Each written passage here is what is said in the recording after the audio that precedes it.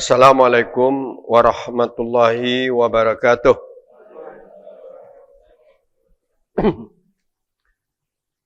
Alhamdulillahilladzi anzalal Qur'an hudan linnasi wa bayyinatin minal huda wal furqan.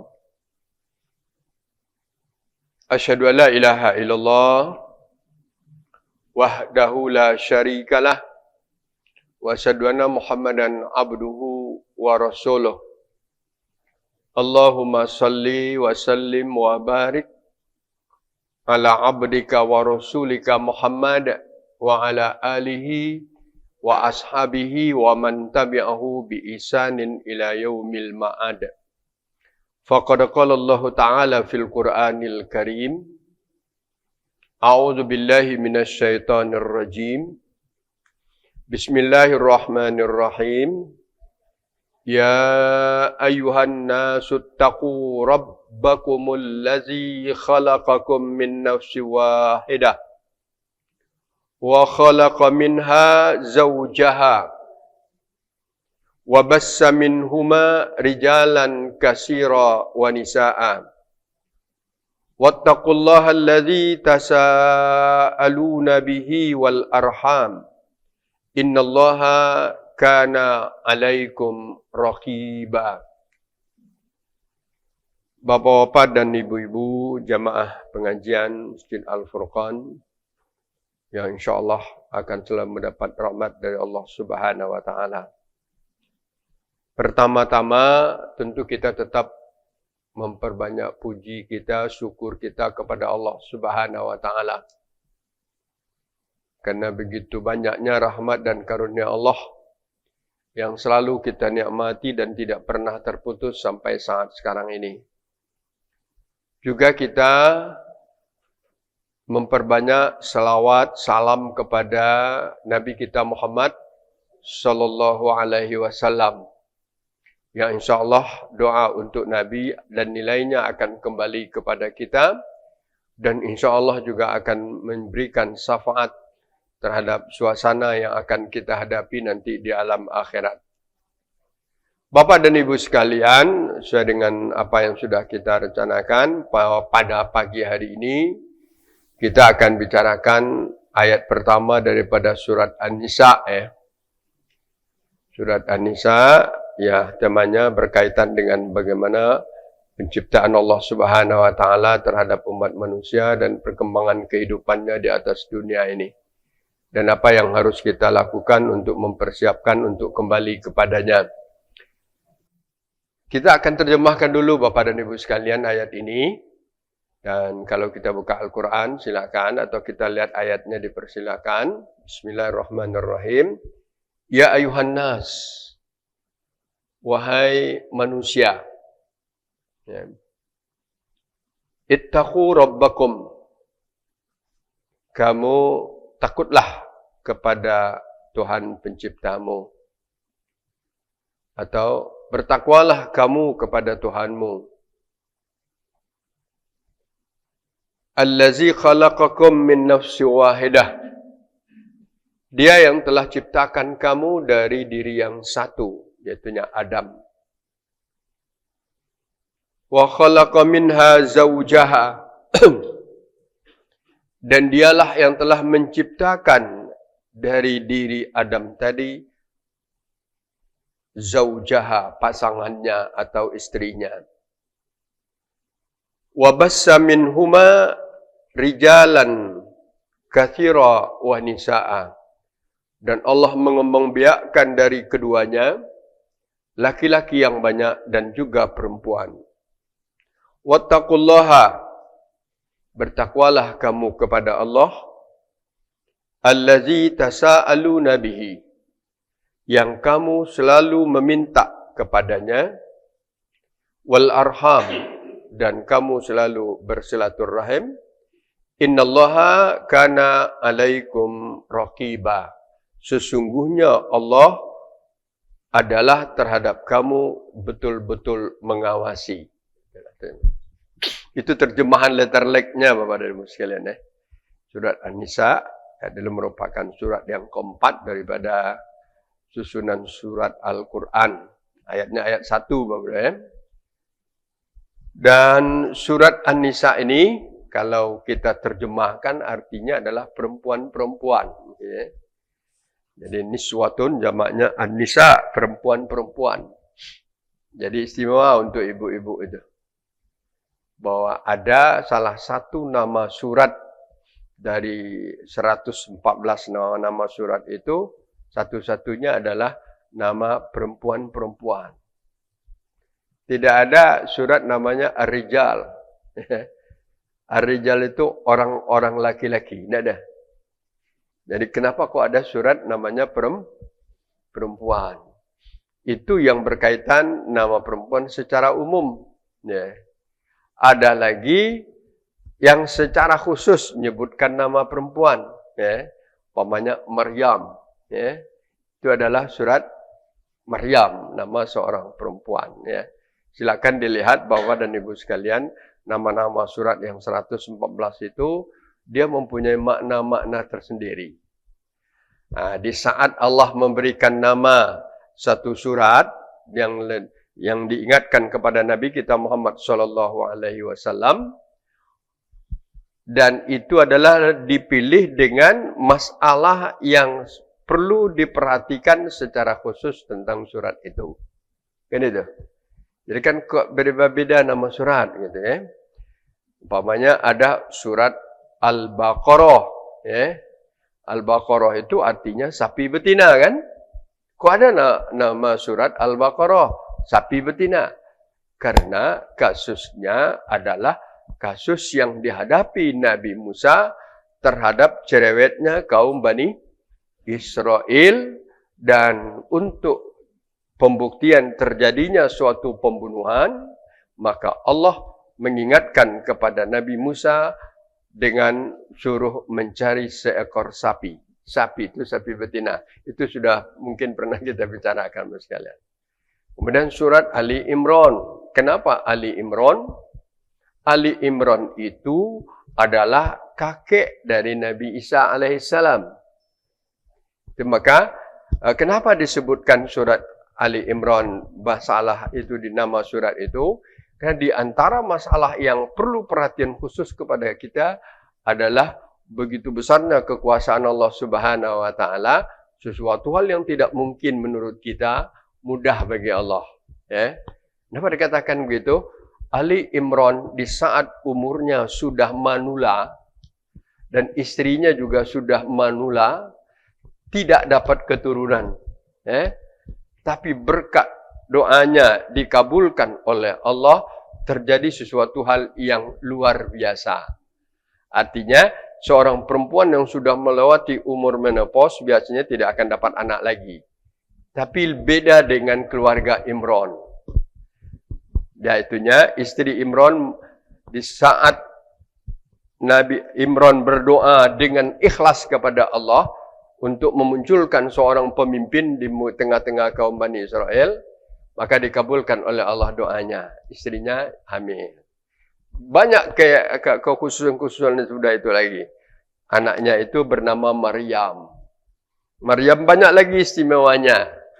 Dia akhirnya mendapat anak Isa alaihissalam tanpa melalui proses yang biasa. Tapi atas semuanya iradatillah. Jadi Bapak dan Ibu sekalian, itulah nama-nama surat itu. Kalau kita kaji sampai akhir, nama-nama surat itu menunjukkan kekhususan-kekhususan. Bukan dia bicarakan masalah itu aja, tapi di antara masalah yang sangat penting diperhatikan. Nah, sekarang surat An-Nisa begitu juga. Kenapa? Surat An-Nisa, surat masalah perempuan. Kenapa? Karena ini pertama dikaitkan masalah siapa perempuan itu, bagaimana proses kejadiannya, dan kemudian ada masalah-masalah keluarga yang akan dibicarakan di dalam masalah surat apa ini?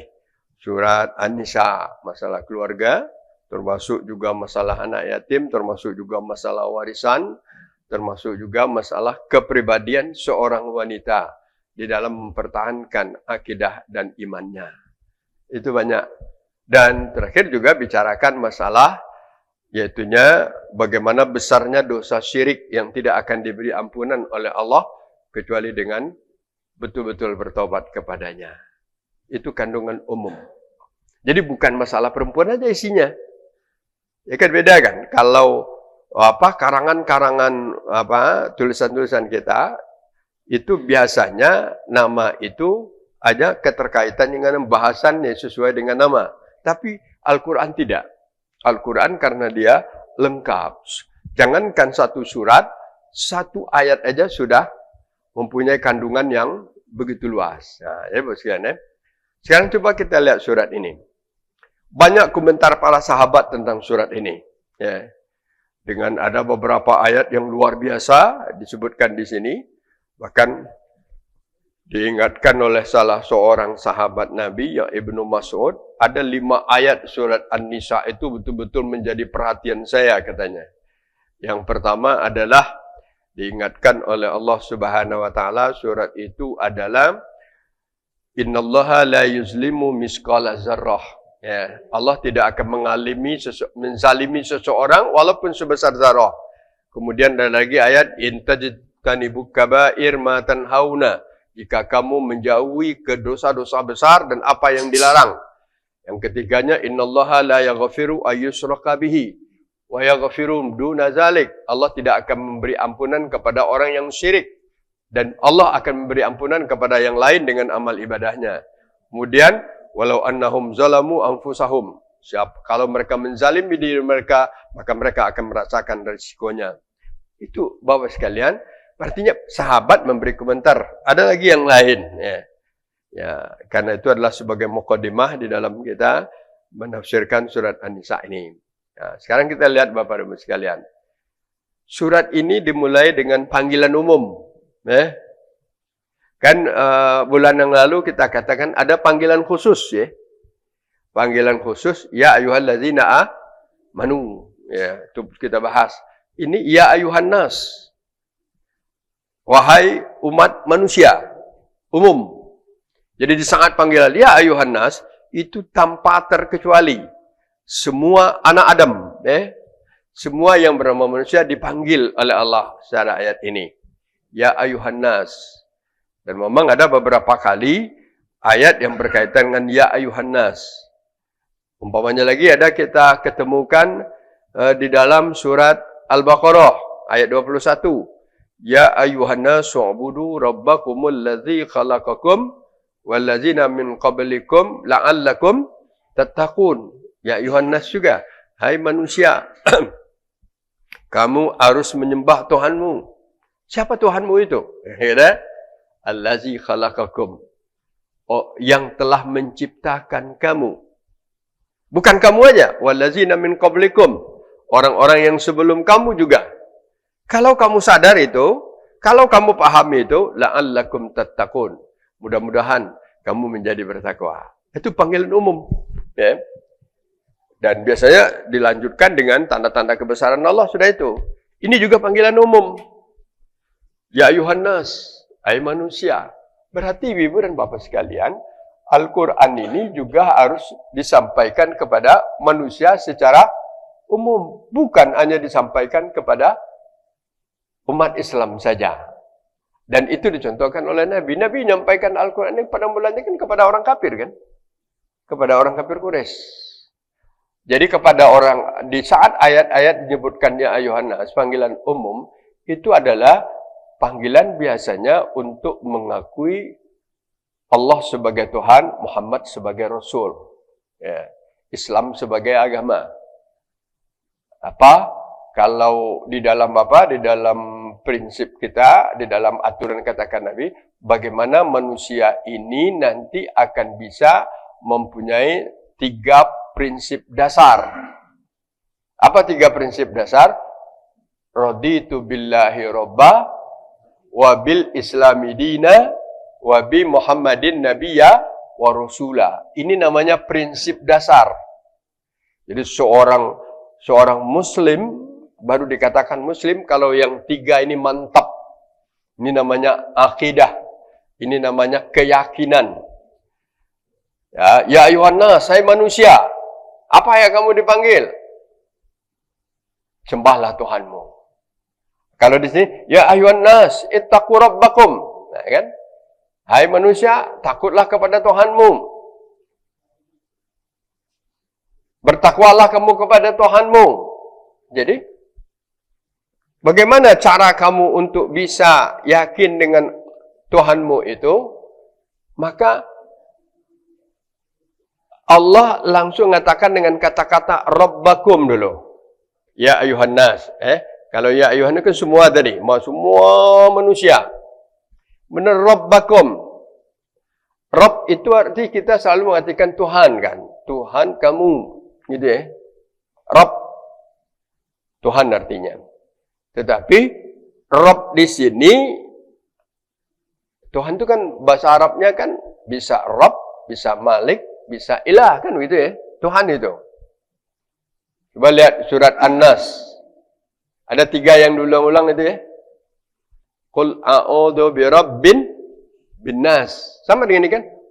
Ya ayuhan nasu ittaqu rabbakum. Ini kalau surah An-Nas Qul a'udzu birabbin nas.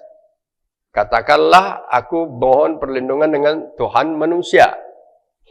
Malikin nas, Tuhan manusia. Ilahin nas, Tuhan manusia.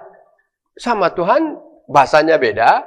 Berarti di saat bahasanya beda, maksudnya dan tujuannya juga beda untuk dipahami. Kan itu ya. Kalau Rob itu Bapak dan Ibu sekalian artinya adalah Al-Khaliq. Al-Khaliq. Al-Khaliq itu artinya menciptakan. Maha pencipta. Al-Mudabbir. Yang mengatur. Ya, apa yang diciptakannya, diaturnya. Allazi qaddara. Yang qaddara itu artinya menentukan, mentakdirkan. Ya, perjalanan hidup itu. Kemudian sawwa, menyempurnakan. Kemudian razaqa, memberinya rezeki. Kemudian dia adalah yang dikuasainya. Jadi saat kita berkata Rabb, Allah Tuhanku, Allah Rabbku. Berarti apa? Allah penciptaku. Dialah yang mengatur perjalanan hidupku. Dan dialah yang menentukan qadara, menentukan apa yang terjadi di dalam kehidupanku dan kehidupan alam ini. Dan kemudian dia apa? Malaka, dikuasainya. Sudah dikuasainya dan kita harus tunduk kepadanya. Gitu ya. Jadi arti Arab lebih mengarah pokoknya itu pencipta. Menentukan. Coba lihat surat yang lain nih Bapak sekalian. Kalau Bapak ini sering dengar hari Jumat itu surat Al-A'la. Sabbihisma rabbikal a'la. Sabbihisma rabbika. Bertasbihlah kamu dengan menyebut nama Rabbmu. Apa dia? Allazi khalaqa fasawwa wa qaddara fahada. Tahu ya? Siapa Rabb itu? Khalaqa. Sudah khalaqa, mencipta, sawwa, disempurnakannya. Sudah itu, qaddara, diberinya ketentuan-ketentuan. Ya. Kemudian, fahada, diberinya petunjuk. Luar biasa ibu-ibu di sini. Jadi, kalau kita memaknakan, ya ayuhan nasu ubudu rabbakum. Itu ya. Atau, ya ayuhan nasu taqu rabbakum. Hai manusia, kamu bertakwalah. Kalau bertakwa itu biasanya orang setelah jadi beriman kan. Tapi kalau di sini sebelum dia beriman, bertakwa itu artinya adalah hai manusia, takutlah kamu kepada Tuhanmu. Jagalah dirimu terhadap apa perjalanan hidupmu dengan ketentuan Tuhanmu. Siapa Tuhan kamu itu? Tuhanmu itu adalah yang menciptakan kamu, yang menyempurnakan ciptaan kamu, yang menentukan perjalanan hidup kamu, yang menentukan dan menguasai dirimu. Itu maka di sini dikatakan ya ayuhan nas. Nah, Bapak dan Ibu sekalian, kalau dikaitkan dengan ilmu tauhid, ini namanya tauhid rububiyah. Apa? Tauhid rububiyah. Apa tauhid rububiyah itu? Tauhid itu artinya kan mengesahkan Allah kan. Menanamkan keyakinan Allah itu esa. Allah itu satu kan gitu. Qul huwallahu ahad. Itu namanya. Jadi kenapa di sini kok dikatakan tauhid rububiyah? Karena di sini mengingatkan kepada kita manusia bahwa Tuhan yang harus kita sembah itu harus kita tauhidkan. Kenapa kita mempertauhidkannya? Karena dia telah memperlihatkan contoh kekuasaannya. Apa contohnya? Dia ciptakan, dia sempurnakan, dia atur. Maka kata ahli tauhid, tauhid rububiyah itu adalah ifradillah bi af'alihi. Itu bahasa Arabnya, ifradullah. Ifradullah itu apa? Esakan Allah, satukan Allah itu dengan perbuatannya. Apa perbuatan Allah? Dia adalah mencipta, dia adalah mengatur, dialah memberi kita rezeki, dan dia menghidupkan, dan dia mematikan. Nah, itu kalau cuma keyakinan kita seperti itu, maka tauhidnya rububiyah. Dia memberi apa? Kalau aku sakit, dia yang menyembuhkan.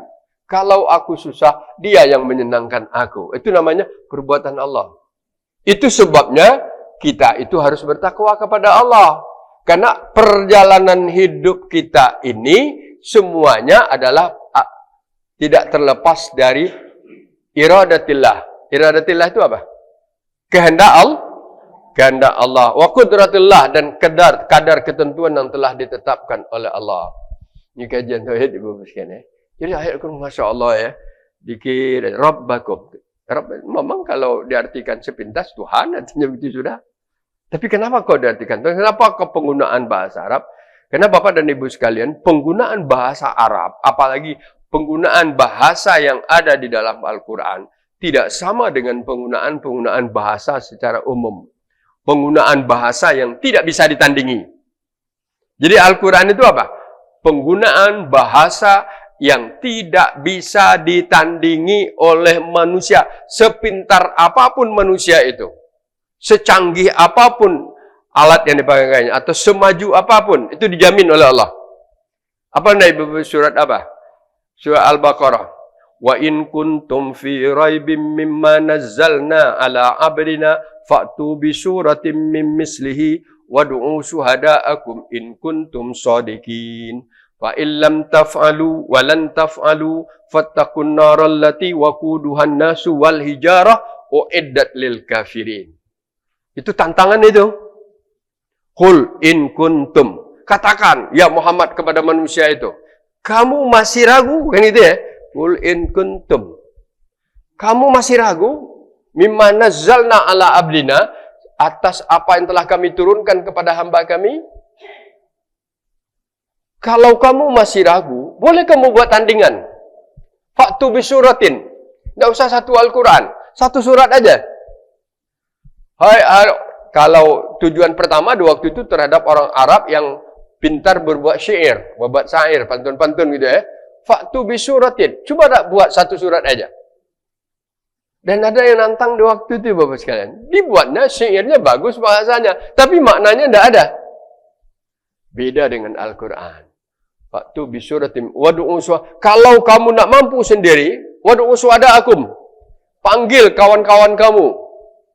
Atau ibarat kata orang modern sekarang, seminarkan, gitu ya. Kan kalau untuk mencari keputusan bersama apa? Seminarkan. Dengan diseminarkan, didapatkanlah suatu hal yang keputusan bersama diakui secara bersama. Wadu'u syuhada'akum in kuntum shadiqin, jika memang kamu benar. Tapi apa kata Allah? Walan taf'alu. Wa illam taf'alu walan taf'alu. Dua kali.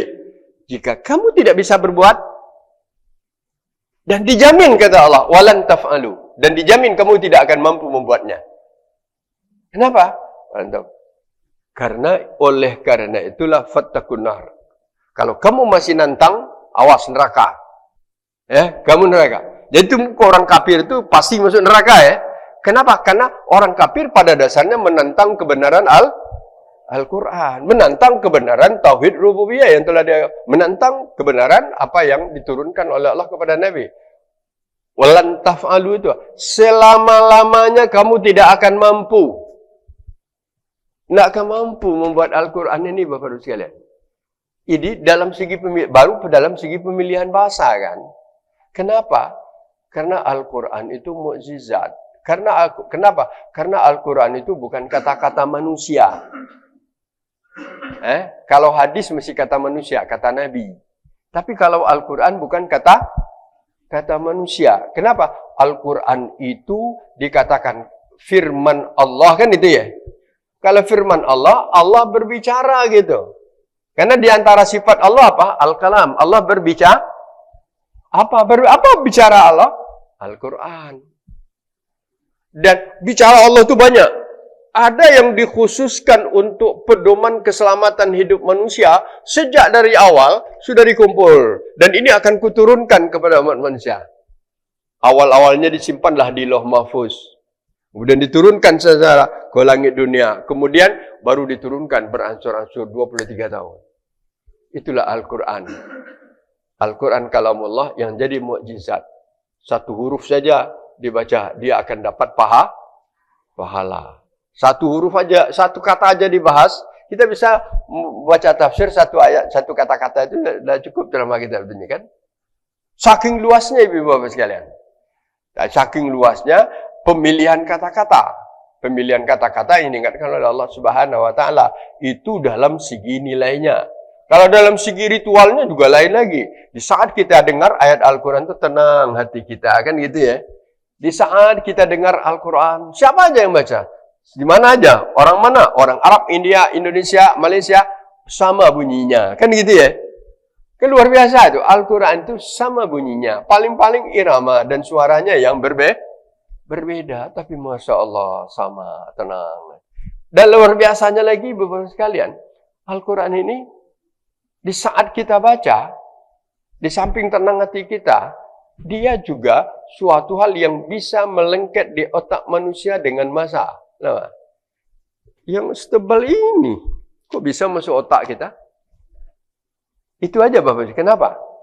Ada enggak bahasa dunia yang bisa dihafal orang 10 halaman aja enggak salah-salah, enggak ada, sulit Tapi Al-Quran dari Alif Lam Mim sampai Qul A'udzu Binnas bisa dihafal manusia luar kepala. Dan bunyinya sama. Tapi orang tidak salah. Kenapa? Itulah maka sekarang banyak muncul apa? Hafiz Al-Quran. Nah, jadi kembali kita masalah tadi. Jadi jangan ragukan Al-Quran itu Bapak. Wa in kuntum fi raibin, jangan ragukan. Jadi satu kata Rabb, Tuhan kita. Rabb Khalik kita. Rabb pencipta kita. Rabb yang harus kita tunduk kepadanya. Maka kalau kita di saat seperti itu, kalau kita butuh dia, maka harus kamu berkomunikasi dengannya. Kan itu ya. Bagaimana kamu berkomunikasi? Beribadahlah kamu dengannya. Allah, atau kamu ingin bersama Allah, bacalah Al-Quran. Di saat kita baca Al-Quran, kita bersama Allah. Dan Allah senang kalau kita baca Al-Quran. Dikirim para malaikatnya. Kan itu ya? Dikirim para malaikatnya mengerumuni kita. Itulah Bapak dan Ibu sekalian. Kalau baca Al-Quran, malaikat mengerumuni kita, setan dan iblis yang ada di sekitar kita lari puntang-panting ketakutan. Itulah kan luar biasa. Ini namanya hal-hal yang spiritual, ruhiyah, ya. Yang hal-hal yang nilainya apa? Nilai-nilai spiritual, nilai-nilai ubudiyah.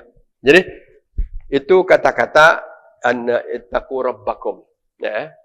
Sekarang ibu-ibu Bapak sekalian, Allah itu ciptakan kamu. Kamu kan kita semua ya. Tapi kita diciptakan ini melalui proses. Mana prosesnya? Pertama, asal usul kamu min nafsin wahidah. Kamu asalnya diri yang satu. Nafsun itu diri. Wahidah satu. Siapa dia? Semua kita akan jawab Adam alaihis salam. Adam alaihis salam adalah manusia pertama yang secara hakiki diciptakan oleh Allah Subhanahu wa taala. Bukan makhluk pertama ya, tapi makhluk manusia pertama. Sudah itu apa? Ciptakan Adam. Di mana dia diciptakan? Ya. Dari apa dia diciptakan? Kenapa dia harus diciptakan kan gitu ya? Pertama, diciptakan wa bada'a khalqal insani min tin. Mula pertama manusia diciptakan adalah dari tanah. Kemudian diperjelas lagi oleh Alan, min salsalin kal fakhar, dari tanah yang lihat bagaikan tanah tembikar. Jadi Bapak sekalian, kalau di dalam riwayat lain bahwa Adam diciptakan dari berbagai macam unsur tanah. Gitu ya. Kenapa harus itu diadukan diciptakan begitu? Kenapa tidak apa? Allah itu kan Maha berkuasa. Kenapa harus ada diciptakan asalnya? Kalaupun tidak ada asal, Adam adalah bisa dia terjadi. Tapi sengaja Allah pilih manusia itu berasal dari tanah. Dan tanah yang bermacam-macam min nafsi wahidah. Bagaimana dia menciptakan? Setelah dikumpulkan tanah itu, dengan dia memperlihatkan iradahnya. Iradahnya apa? Innama amruhu iza arada syai'a ayyakula lahu kun fayakun. Sungguhnya Allah itu kalau menginginkan sesuatu, dia cukup mengatakan kun fayakun. Tanah yang dikumpulkan tadi, hai, jadilah kamu seperti manusia. Jadilah Adam alaihissalam. Nah, itu kan tak logika kan? Tak bisa bukan tak logika. Tak bisa diterima oleh akal kita. Karena memang ada hal-hal yang berkaitan dengan Rabb tadi. Karena Allah itu, bukti dia Rabb, dia menciptakan sesuatu. Menciptakan sesuatu itu tidak sama dengan membuat sesuatu. Kan dulu pernah saya jelaskan. Berbeda mencipta dengan membuat. Kalau ini gelas dibuat. Diproses. Dari proses yang ada menjadi ada. Sudah ada menjadi ada dan bisa dibuat oleh yang lain. Ada ini plastik. Air. Diciptakan dari yang ada menjadi ada. Bisa ditiru oleh yang lain. Tapi mencipta adalah bisa menciptakan sesuatu dari tidak ada menjadi ada. Atau dari ada menjadi ada. Tapi tidak bisa ditiru. Dan tidak bisa dibuat. Beda ada, Bu ya? Kalau membuat sesuatu, ini dari ada menjadi ada, bisa dibuat yang lain. Ya. Adam diciptakan dari tanah, dengan iradanya kata kun fayakun, jadilah manusia sempurna. Dan itu tidak bisa ditiru. Sepintar-pintar orang sekarang, setinggi-tinggi teknologi orang sekarang, bisa tidak mengumpulkan tanah dari seluruh dunia ini, kemudian dibentuk seperti bangkai manusia, kemudian, hai, hiduplah kamu seperti jadi seorang manusia. Bisa tak? Tidak bisa. Itu yang menciptakan.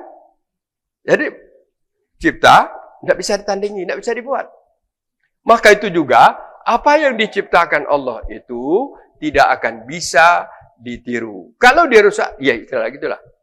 Dulu, coba lihat, seluruh tubuh kita adalah ciptaan Allah. Seluruh tubuh. Kalau ada yang sudah rusak, itu tidak bisa dibuat seperti itu. Fungsinya sempurna. Apa saja? Apa saja? Contoh, manusia ini kehidupannya, ketergantungannya sangat besar kepada jantung. Dan kemudian juga sangat besar ketergantungannya kepada dua ginjal yang mencuci darah dalam perjalanan hidupnya sehari-hari. Kalau itu rusak, bisa tidak dibuat manusia hidup dengan jantung buatan selama-lamanya? Tidak bisa.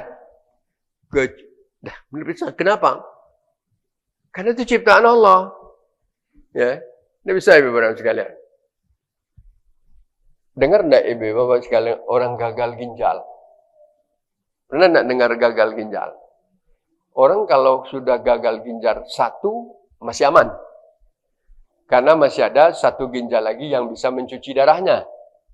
Tapi kalau sudah duanya gagal, maka dia tidak bisa lagi darahnya dicuci. Darahnya tetap memutar, dipompakan jantung, Tapi dia berjalan begitu aja. Segala makanan, darah, makanan yang kita makan ini kan dibawa darah seluruh tubuh kita ini. Agar menjadi energi, agar menjadi macam-macam ya. Tapi kebesaran Allah banyak prosesnya. Salah satu prosesnya adalah dia harus disaring melalui apa? Buah pinggang kita. Kalau rusak, maka dia tidak bersaring lagi. Minyak kotor. Ibaratnya kotor terus berjalan. Itulah orangnya tidak enak lagi. Tapi dengan kebesaran Allah itu apa? Nah, sekarang kalau gagal, bisa tidak diganti? Tidak bisa. Paling-paling, kalau orang sudah gagal, dia kan dua aja. Pertama, dia harus cangkok. Cangkok itu adalah, tidak bisa pula cangkok dijual di mana-mana. Cangkoknya juga dengan buatan Allah. Ada tidak orang yang mau mensedekahkan ginjalnya satu? Ada tidak? Kalau ada ibu diminta orang, boleh tak aku minta siku? Siku apa? Minta ke ginjal bayar. Pada dasarnya bisa kan? Tapi mau tak? Wah, kalau dapat jangan dulu. Kalau dapat jangan dulu. Dan ginjal itu yang biasanya yang lebih cocok itu adalah kalau saudara. Itu baru cocok. Agak apa? Kemungkinan besar cocok. Kalau tidak mau juga, ada cara kedua. Melakukan cuci darah. Hemodialisa namanya. Itu di rumah sakit. Maaf ibu-ibu kalau ada, mudah-mudahan kita tidak ada yang ikut cuci darah kan. Cuci darah, kenapa? Seminggu, pekan 2 kali. Kalau tidak BPJS, sekali itu berapa? 1 juta mungkin. Sekali. Kalau sepekan 2 kali. Minimal 2 juta. Ya kalau BPJS, itulah keuntungan orang BPJS yang kan 2 juta. Sebulan berapa? 8 juta. Hanya cuci darah aja. Itu pun juga sebentar-bentar kan. Kalau setahun, sekarang Bapak dan Ibu sekalian, dalam pekan ini hidup. Menikmati ginjal kita berapa lama? Berapa nilainya? Tidak bisa dinilai dengan 10 juta, 20 juta. Tapi itulah contohnya. Bahwa itu kalau rusak satu tidak bisa. Ganti. Jadi, kalau kita katakan tadi, Allah ciptakan Adam. Dari yang ada menjadi tidak ada. Menjadi yang tidak ada. Dari ada kepada yang ada dan tidak bisa ditiru. Itulah ada. Dimulai dengan tanah. Wa bada khalqal insani min tin. Adapun kita juga berasal dari unsur tanah. Bukan tanah langsung. Jadi pada dasarnya manusia itu diciptakan dari tanah. Kita ini semuanya dari unsur tanah. Unsur tanah yang berubah menjadi sel di dalam tubuh manusia. Sel, bagaimana manusia terjadi? Summa ja'ala naslahu min sulalatin min ma'in mahin. Setelah Adam diciptakan, Allah menciptakan Hawa. Ada ayat sudah ini nanti. Dan dengan pertemuan Adam dan Hawa, di dalam apa? Ada satu sama lainnya ketertarikan. Karena dalam ayat ini dikatakan begini nanti Bapak sekalian. Wa bada khalaqakum min nafsin wahidah wa khalaqa minha zawjaha. Dan Allah ciptakan dari diri Adam yang dibuat dari tanah tadi, diciptakanlah seorang pasangannya yang dinamakan Hawa. Jadi kalau ibu-ibu, Hawa itu adalah ibu-ibu. Itu tidak diciptakan dari tanah secara langsung. Tapi diciptakan dalam hadis lain diperjelas oleh Rasulullah min dil'i Adam. Dil'i itu adalah dari tulang rusuk kiri Nabi Adam. Diteliti oleh orang kedokteran sekarang. Dan memang tidak sama jumlah tulang rusuk kanan dengan kiri.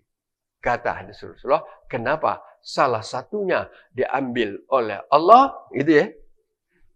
Dengan kata-kata kun fayakun, jadilah seorang perempuan. Perempuan itu bernama Hawa. Dan di waktu itu Adam sedang tertidur. Dalam hadis dikatakan, Adam sedang tertidur, tiba-tiba dia terbangun, di sampingnya muncul seseorang. Setelah dilihatnya, dia tertarik kepadanya, Dan yang melihatnya juga tertarik kepadanya. Jadi itu sudah apa? Sudah naluri dari awal penciptaan, antara laki-laki dan perempuan itu ada ketertarikan. Adam senang, tadinya dia sendirian kan? Dia sendirian. Walaupun di tengah kenikmatan yang begitu banyak, dia enak lemak gue. Kenapa saya katakan di tengah kenikmatan yang begitu banyak? Karena Adam diciptakan di dalam surga. Nikmatnya banyak. Apa nak dimakan ada? Segalanya ada. Nak lama. Tiba-tiba diciptakan oleh Allah. Jadi seorang yang memberikan ketenangan hatinya. Ketenangan hatinya membawa sakinah. Dan sakinahnya itu apa? Membawa mawaddah. Mawaddahnya itu membawa apa? Warahmah. Benar kan? Benar ya, Bu? Itu bukan sekadar doa di waktu apa aja. Setiap hari ini biasanya kan itu agak laku itu. Semoga menjadi keluarga sakinah, mawaddah, warahmah. Dan memang Nabi Adam setelah diciptakan Hawa rasa tenang batinnya, apa? Sudah tenang batinnya, timbul rasa sayangnya kepada makhluk yang ada di sampingnya. Itu mungkin diberitakan oleh Allah bahwa itu namanya Hawa dan timbul rahmat. Rahmat itu apa? Kasih sayang Allah. Masalah ibu-ibu apa sekalian ya. Jadi itu khalaqa minha zaujaha, diciptakan oleh Allah dirinya. Jadi ibu-ibu apa sekalian, ibu-ibu itu adalah sebenarnya kalau bisa memberikan suatu suasana yang apa? Kenyamanan. Sebagaimana nyamannya Nabi Adam setelah Hawa ada diciptakan Allah di surga. Nah, kadang-kadang nanya oleh ibu-ibu, kira-kira nyaman tak bapaknya di rumah? Hah? Dan bapaknya nyaman tak kalau nyengok ibunya di rumah? Nyaman kan? Karena Adam melihat Hawa nyaman. Hawa melihat apanya? Nyaman. Sudah nyaman-nyaman, sama-sama mempunyai ketertarikan. Naluri diciptakan oleh Allah Subhanahu wa taala selanjutnya. Ada? Maka dalam ayat Al-Toha, dalam surat Sajadah itu dikatakan Allah begini. Summa ja'ala naslahu min sulalatin min ma'in mahin. Kemudian diciptakan oleh Allah keturunannya. Keturunannya setelah terjadi apa? Hawa. Kenapa keturunannya? Diciptakanlah oleh Allah min sulalah. Sulalah itu jamaknya kalau bahasa kita sel-sel. Jadi kalau begitu sel itu bahasa Arab asalnya ya. Min sulalatin. Sel-sel. Min ma'in. Sel-sel air. Ya. Min sulalatin min ma'in mahin. Kalau secara letterlek mahin itu artinya hina. Tetapi mahin di sini maksudnya air yang tidak ada. Kalau di lain tidak ada. Kalau setetes masih ada. Jadi yang menjadi manusia itu satu sel kecil yang tidak bisa dilihat. Min sulalatin min ma'in mahin itu itulah katakan. Tapi kapan? Bagaimana? Diperjelas lagi, ditafsir lagi oleh Allah di dalam surat lain, surat At-Tariq. Apa? Apa enggak surat At-Tariq? Wasama'i wa tariq, wa ma'al kama tariq, anna musakib in kullu nafsin lama 'alaiha hafiz. Apa kata Allah? Falyanzuril insanu mimma khuliq.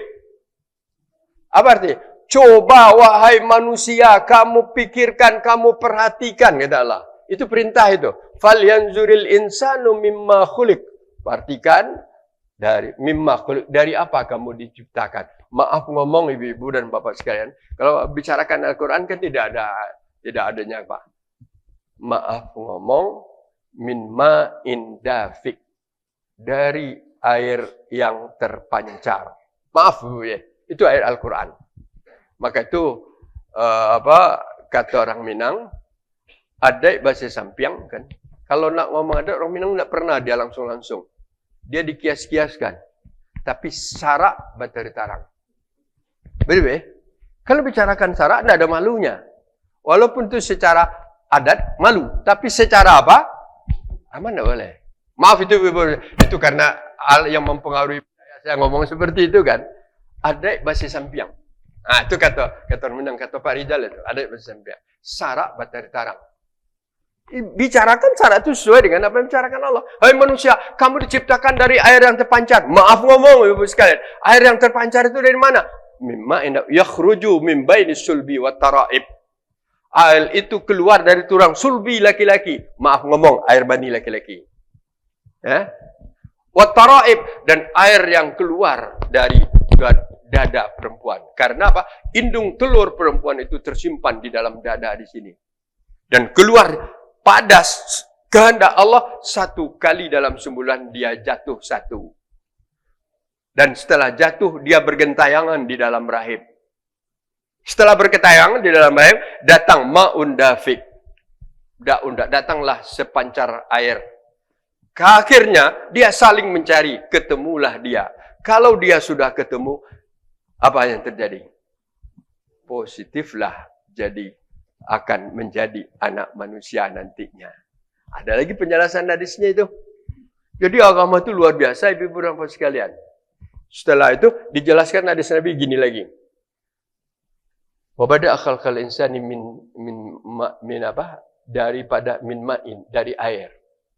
Kemudian berubah menjadi nutfah. Air tadi apa namanya? Setelah ketemu indung telur dengan apa? Salmani tadi, dia akan menjadi satu, yang namanya nutfah. Nutfah setesan menyatu. Dalam perkembangan ilmu kedokteran, nutfah ini setelah ketemu, dia setiap hari memecahkan dirinya. 1 jadi 2, 2 jadi 4, 4 jadi 8 gitu ya. Sampai dia umur 40 hari. Dia berubah menjadi alaqah. Kan dia kecil tambah besar terus ya. 2 kali ribu ya.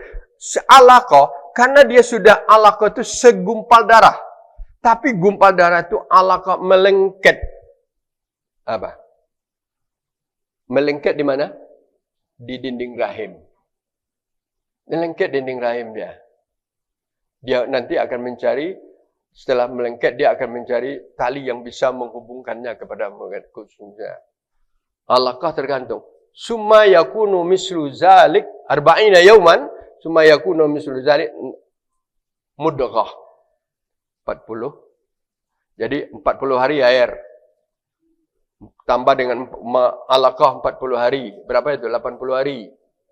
80 hari berarti ambil ibu-ibu adalah hampir 3 bulan ya. Kata wong tua-tua, kalau hamil kau masih muda, hati-hati berjalan. Jangan banyak gerak. Maaf ibu ya. Apa tujuannya? Yang alaqah itu kan baru lengket. Baru lengket di mana? Di rahim. Takut lepas nanti lengketnya. Kalau lengket jadi apa? Keguguran. Hati-hati. Yang kedua ya. Sudah tambah 40 hari lagi. Wa summa yakunu mislu zalik, kemudian jadilah seperti itu juga 40 hari. 80 tambah 40 berapa? 120. 120 berapa bulan? 4 bulan. Hadis sahih Bukhari Muslim bukan Kemudian apa? 4 bulan ibu hamil, summa yursalu alaihi malak. Allah mengutus malaikat. Jadi ibu-ibu hamil banyak-banyaklah ingat Allah. Apalagi di saat-saat hamilnya 4 bulan, itu malaikat masuk. Macam mana malaikat masuk? Biqudratillah, dengan kekuasaan Allah. Apa kerjanya? Fayamfuku fihi ruh.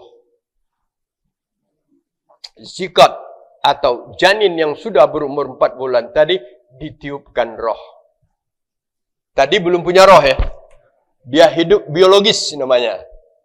Jadi hidup manusia itu tahapan pertama hidup biologis. Sudah ketemu sel telur perempuan dengan sel mani laki-laki. Dengan perkembangannya. Hidup biologis sampai 4 bulan, dia akan diberi roh. Hidup secara rohi. Hidup secara punya roh. Setelah roh berarti hidup. Kalau manusia sudah penuh roh, dia sudah bergerak. Dari 4 bulan ke bawah itu dia belum bergerak. Dia bergerak, dia sudah bergerak. Tidak tahu, boleh ditanya kepada ibu-ibu hamil. Kapan hamilnya itu mulai terasa bergerak-gerak dalam perut? Tanyakan ke anaknya atau cucu nanti. Biasanya 4 bulan. Lah mulai bergerak-gerak. Nah, terasa. Nah. Pegang ni tangan suaminya. Nah, gerak. Nah, kan? Benar tak? Ini pengalaman hidup. Tak apa-apa ibu-ibu bapak sekalian. Kan? Nah, bergerak. Kuat tantangannya. Nah, kan? Itu kalau umurnya tambah apa? Tambah besar. Kan gitu? Masya Allah ibu-ibu bapak sekalian. Jadi 4 bulan. Kemudian ada kaitannya di sini. Ada kaitannya begini. Sebelum malaikat itu meninggalkan rahim, dia fayu'mar bikatbi arba'ah.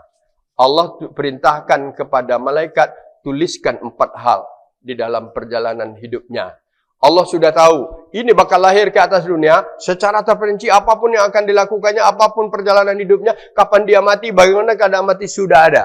Bukan dipaksakan, tapi ilmu Allah pada masa yang akan ilmu Allah pada masa yang akan datang. Apa yang itu? Umrohu, umurnya 70 tahun masih hidup, 80 tahun masih hidup. Itu umurnya. Tapi ada yang 30 tahun sudah innalillah, ada yang 10 tahun sudah innalillah, ada yang 100 tahun masih hidup. Itu sudah ada ketahuan ilmu Allah tentang itu. Jadi kita ini juga sudah begitu. Sudah ada catatan ini. Ya, catatannya umurnya sudah. Tapi sayang ilmu itu tidak akan diketahui oleh manusia. Ajaluhu, ajalnya. Saat dia mati itu kenapa? Jatuh dari pesawat, sakit, tabrak mobil, atau tiba-tiba. Ada yang viral itu Bapak sekalian. Ada yang mati sedang joget-joget. Ada tak? Itu ajalnya begitu. Biasanya itu menunjukkan apanya? Kebiasaannya. Tapi ada yang mati sejak di waktu subhanakallahumma rabbana wa bihamdika Allahumma firli. Dah bangkit-bangkit lagi dia. Innalillahi wa inna ilaihi.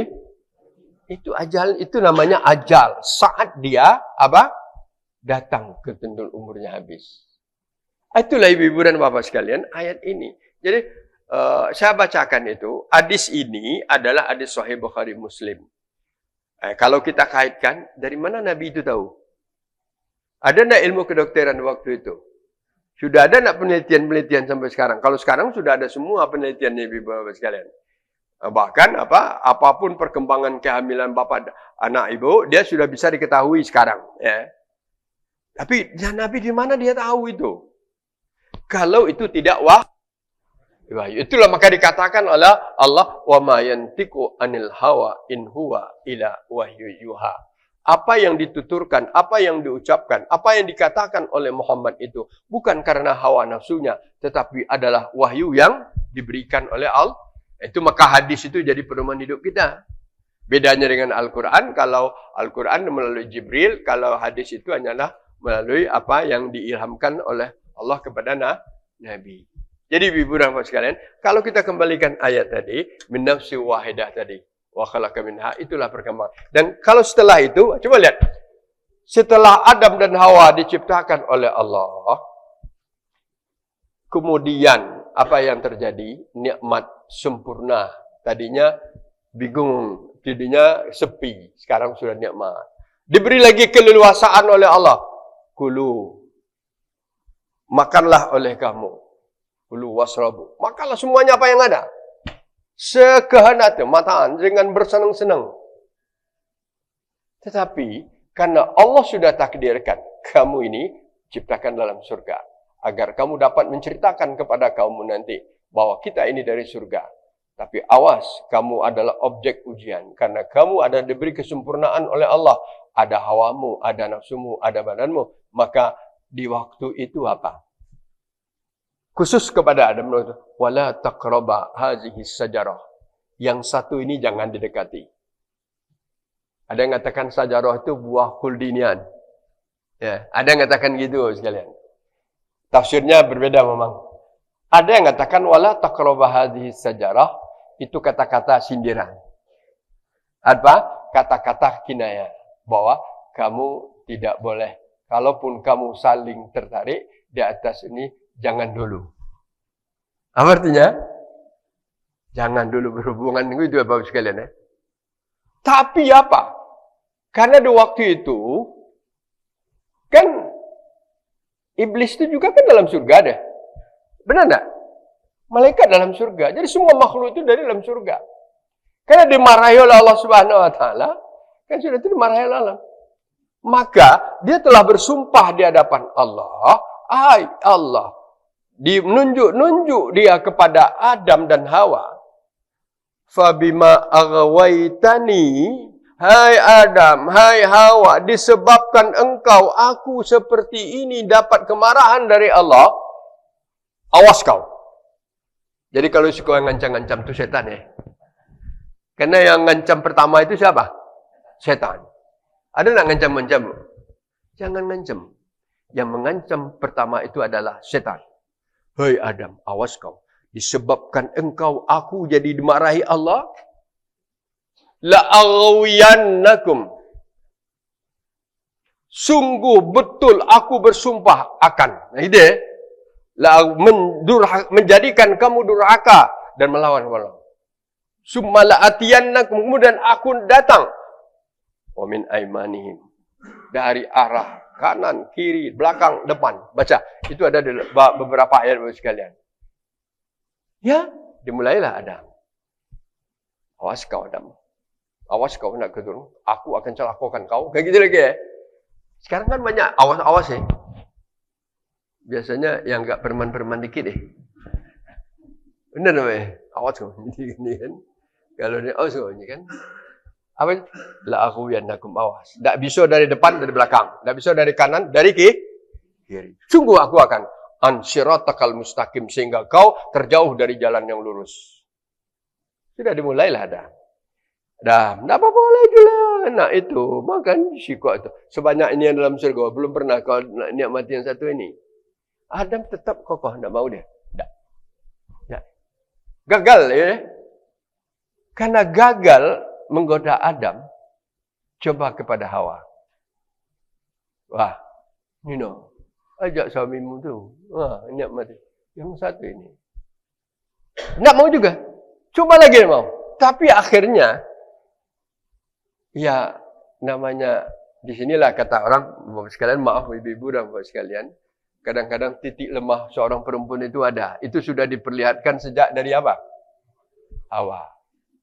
Akhirnya Hawa bisa digoda. Dan tadinya Adam tidak tergoda. Tetapi karena bujuk rayu dari Hawa, akhirnya apa? Adam juga tergoda. Jadi apa maknanya ibu-ibu?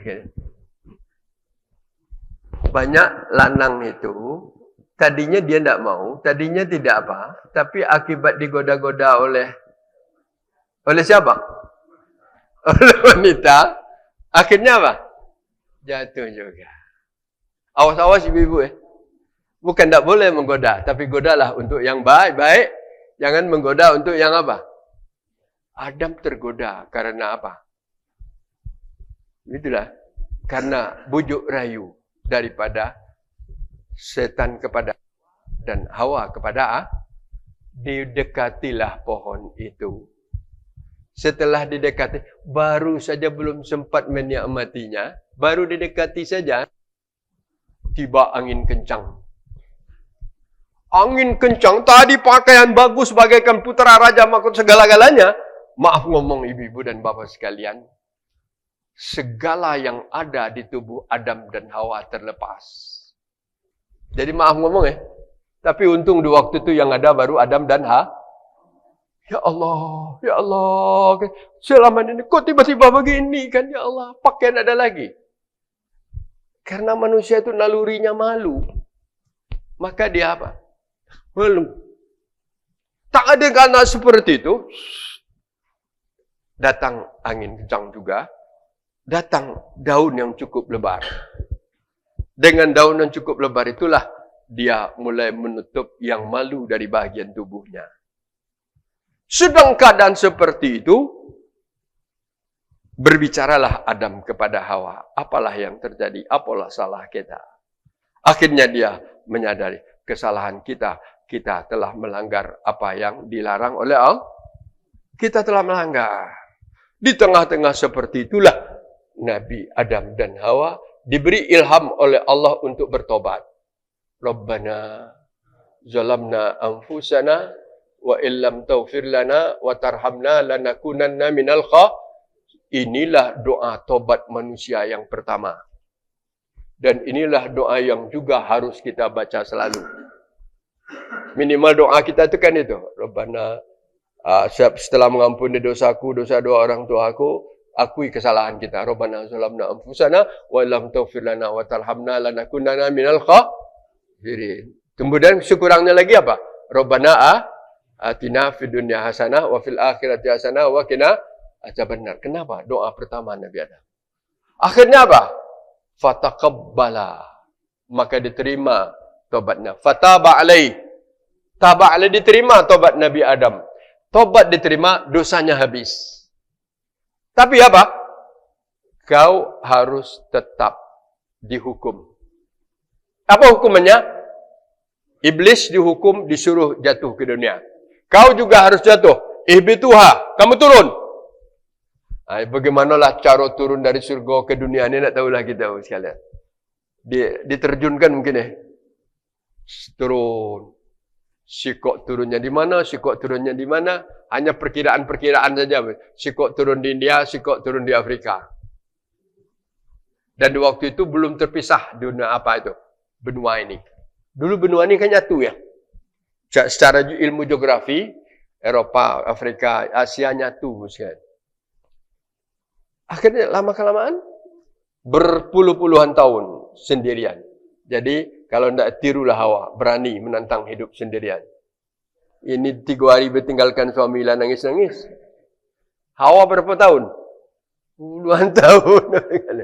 Katanya dipertemukan oleh Allah di mana? Di Barhafa. Itu tidak juga. Jadi dengan demikian ketemu, senanglah kembali setelah di dunia. Maka terjadilah kehidupan rumah tangga yang normal biasanya. Maka wabassa minhuma rijalan katsira wa nisaa. Setelah ketemu di dunia, barulah Adam dan Hawa ketemu dan hidup berumah tangga secara biasa. Secara saling keterkaitan dan saling membutuhkan secara biologis. Maka Allah Subhanahu wa taala berkehendak muncullah keturunan-keturunannya. Wabasa, dikembangbiakkanlah oleh Allah. Kan dia? Bagaimana abangnya? Setiap lahir 2 anak. Setiap lahir 2 anak. Sampailah Hawa melahirkan 40 kali. 40 kali berapa jadinya? 80 kali. Ibu-ibu ada tak yang anaknya 8? 10 seper-10 aja dari Nabi. Ada ya? Nabi Adam berapa? 80. 2 sekali lahir. Awalnya bagus-bagus juga. 2 bulan yang lalu kita bicarakan ada anaknya nakal, Habil dan Kabil ya. Iya kan? Jadi itulah kan, dikembangbiakkan oleh banyak Allah. So, jadi kalau sekarang jumlahnya sudah berapa? Wallahu alam. Tidak ada alat untuk mendeteksi, menghitung berapa jumlah anak Adam yang turun ke dunia. Tidak ada. Paling-paling sekarang diperkirakan penduduk dunia adalah 7M. Itu kan tidak pasti itu. Karena sebanyak yang mati, sebanyak yang lahir. Tapi berdasarkan deteksi sekarang, lebih banyak yang mati daripada yang lahir. Kenapa? Banyak ibu-ibu yang sudah mau lagi apa? Tidak mau apa? Melahirkan. Singapura itu perkembangan penduduknya kurang. Jerman dan Perancis itu penduduknya berkurang. Kenapa? Karena yang betinonya tidak galak lagi hamil.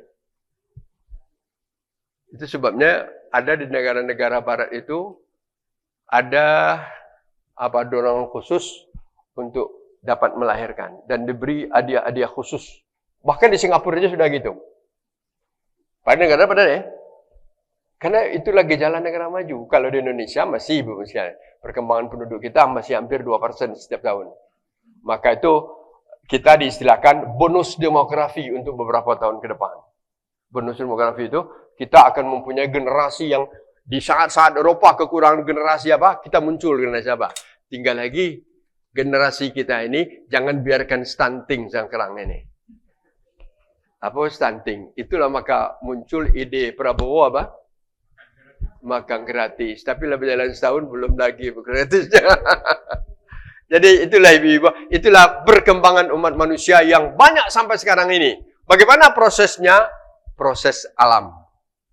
Manusia ini berpindah-pindah. Jadi, wabasa minhum rijalan katsira wa nisaa. Oleh karena itu kata Allah, dengan begitu besar, wattaqullah. 2 kali kata-kata takwa dikatakan. Wattaqullah. Sekali lagi, jagalah dirimu. Bertakwalah kepada Allah. Akuilah kebesaran Allah itu. Dan harus kamu tahu, kamu yang sudah banyak, kamu yang bertakwa, innallaha kana alaikum raqiba. Allah itu sesungguhnya terhadap kamu betul-betul mengawasi. Ya. Tidak ada yang pernah luput dari pengawasan Allah. Jadi ibu bapa sekalian, sekecil apapun yang kita lakukan, segelap apapun tempat kita bersembunyi, Allah pasti tahu. Ya, itu raqibah itu, raqib memperhatikan. Kalau CCTV, sekarang orang agak CCTV ya. CCTV itu masih ada lengannya. Ini dampak CCTV tidak jelas juga orang. Tapi kalau Allah tidak ada, sekejap terang benderang. Kalau buka sistem, raqibah. Kalau nanti kita kan contohnya terhadap diri kita sendiri, apa yang kita lakukan di atas dunia ini, ingin bukti Allah raqibah itu. Setelah dibagikan buku kita akan bisa cek, betul, kamu lakukan ini, betul, cek. Oh iya ni ada. Kan ada pembagian buku nanti. Nah, bisa dilihat. Oh, tahun sekian kamu kerja haji. Oh, tahun sekian ada semua. Jadi, faman ya'mal misqala dzarratin khairan yara wa may ya'mal misqala dzarratin syarran yara. Sudah ibu-ibu Kalau ada pertanyaan sikok doan apa pas 9:30 kita berhenti. Bagus pertanyaan, apakah Nabi Adam dan Hawa dinikahkan dan bagaimana proses pernikahannya dan bagaimana akad nikahnya? Orang sangat bernikah kan, itu yang dipertanyakan dulu sekalian. Dan secara riwayat memang setelah Adam tertidur kemudian diciptakan Hawa dari tulang rusuknya. Di waktu itu kan datang perintah dari Allah bahwa kamu bersenang-senanglah dua. Artinya di waktu itu fakula, kamu makanlah berdua, tamatta, bersenang-senanglah kamu berdua. Berarti di prosesnya itu sudah sejak dari surga. Tapi kita kan tidak dapatkan riwayat apakah akad nikahnya sama dengan akad nikah sekarang. Kalau akad nikah sekarang kan ada 4 ibu sekalian. Ada walinya, ada saksinya, ada hakimnya, ada akadnya. Bagaimana dengan Adam? Bagaimana akadnya? Tentu Allah Subhanahu wa taala tidak akan menuntut siapa saksinya, tidak akan menuntut siapanya, karena dia langsung berfirman, kau bersenang-senanglah berdua. Itu sudah akad nikahnya itu mungkin ya. Karena ada di dalam Al-Quran. Dan kamu makanlah, kamu nikmatilah. Berarti duanya dia sudah dinikahkan di waktu di surga. Tetapi karena tempat itu tidak berapa lama sudah itu, dia baru dapat ibaratnya dia berbulan madunya di dunia.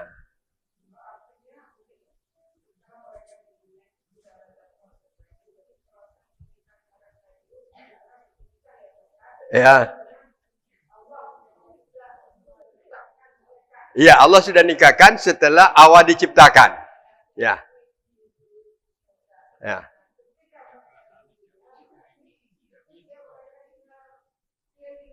Healing aja ya. Iya. Dia setelah di dunia rasa gembira, rasa senang ketemu lagi. Dan di waktu itu secara naluri manusia itu kan mempunyai kebutuhan. Itu dulu otomatis saja ibu sekalian. Dan tidak perlu lagi dia akan nikahkan dia waktu. Karena dia sudah diangkatkan di surga. Kemudian ibu, benar apa ibu katakan? Bahwa ibu-ibu itu luar biasa. Hebat ya. Dan itu, maka kenapa ada surat An-Nisa? Saya katakan, karena hebatnya wanita. Tetapi di balik kehebatannya juga waspada. Maka tidak pernah Rasulullah, ini ada hadis kata sekalian. Kalau menghadap wanita hati-hati kata Rasulullah. Hati-hati gitu ya. Kenapa? Saya bacakan hadis ini sekalian ya. Bahwasanya bagaimana Rasulullah mengingatkan kepada kita bahwa alaihissalam khuliqat min dil'ihi Adam Hawa alaihissalam khuliqat min dil'ihi, bahwa Hawa itu diciptakan dari tulang rusuknya Adam. Al-Aisar yang sebelah kiri. Kemudian wahwa min khalfihi, dari arah belakang. Berarti tidur miring dia waktu itu. Ya, tidur miring. Kemudian wahwa naim, dia tidur. Dari itu maka kita juga kalau tidur kan sunnahnya apa? Miring kanan kan? Jadi sedang miring kanan, nanti dibuka oleh Allah dunia. Tulang rusuknya kan, wahwa naim, dan dia sedang tidur, fastaikhaza, tiba-tiba berapa lama dia terbangun, fa'jabatha, maka di waktu itu dia merasa senang dan merasa kagum. Pertama pandangan adalah senangnya Hawa melihat Adam. Jadi betina senang dulu Pak sini. Fa'jabathu, maka Hawa tadi merasa apa? Kagum kepada Adam. Ya, fa'ajabathu fa'anisa ilahi. Maka tiba-tiba Adam melihatkan rasa lembutnya. Anisa berlaku lemah. Begitu sebabnya bapak-bapak ini harus berlaku lemah. Anis. Jadi kalau anis itu namanya Anisa. Fa'anisa, maka dia berlemah lembut kepadanya. Dan sebaliknya, karena Adam melakukan lemah lembut, wa anisat ilahi, dan Hawa pun juga merasa lemah lembut. Artinya, dalam hal ini, keduanya langsung tiba-tiba mempunyai rasa ketertarikan. Hadis yang lain, Bapak sekalian, dari hadis Qatadah, khuliqatil mar'ah minar rajul. Maka diciptakan perempuan itu dari laki-laki. Faja'alani nuhimmatuha fir rijal. Maka Allah menciptakan kebutuhannya dari laki-laki. Wal khaliqar rajulu minal ar, dan laki-laki itu Adam diciptakan dari tanah. Faja'ala ni'matuhu fil ar, maka Allah menciptakan kesenangannya di bumi. Fahbisu nisa'akum, maka hati-hatilah terhadap perempuan kamu. Hadis lain, ya. Hadis lain. Innal ma'a khuliqat min dil'a. Adam diciptakan perempuan diciptakan dari tulang rusuk. Wa in a'waj 'alaiha sa'fidi'alahu. Kalau tulang rusuk itu kan bungkuk dia. Bengkok. Jika kamu berlaku kasar untuk meluruskannya, dia akan patah. Ya? Berbeda? Itu perempuan itu. Maaf ya, kan Nabi yang ngomong nih. Kalau kasar seorang laki-laki ada berdua, pasar. Kenapa? Lari dia dari kehidupan rumah tangga ya. Tapi sebaliknya kata Rasulullah, kalau fa'in zahabat tukimuhu kasarathu. Itu kalau kamu baca, wa in istamta'ta biha kama wa fiha wajh. Kalau kamu biarkan dia seperti itu saja, tidak coba kamu mengelus-elusnya, dia akan tetap seperti itu. Jadi itulah sebabnya seorang perempuan itu juga perlu binaan laki-laki. Itu cukup Bu ya? Hari sudah 9:30 Bu. Nah, kita cukup pertanyaan satu aja. Kita disiplin waktu. Saya banyak mohon maaf. Dan kita akhiri dengan Nasrul minal Fatihah. Assalamualaikum warahmatullahi wabarakatuh.